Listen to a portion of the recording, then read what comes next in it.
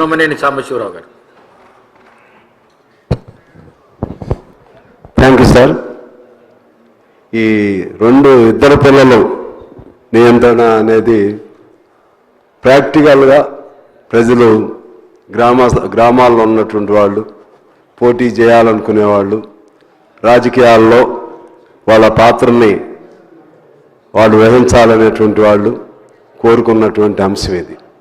ముఖ్యంగా ఈ ఇద్దరు పిల్లల నిబంధన వలన చదువుకోని వాళ్ళు, లేకపోతే పెద్ద కుటుంబాల వాళ్ళకి ఇబ్బంది జరుగుతుంది.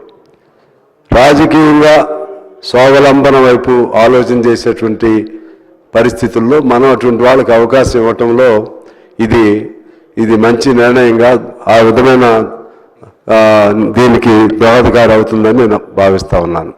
అదే సమయంలో వెంకటరమణారెడ్డి గారు చెప్పినట్లుగా ప్రజలలో ఒక చైతన్యాన్ని కూడా కల్పించవలసినటువంటి అవసరం ఉంటుంది. ఇదేమో రాజకీయ పరంగా ఉపయోగమే కాకుండా ప్రజల్లో ఆ జనాభా స్వీయ నియంత్రణ, బలవంతమైన నియంత్రణ కాకుండా స్వీయ నియంత్రణ వైపు ఇది ఎప్పుడు కూడా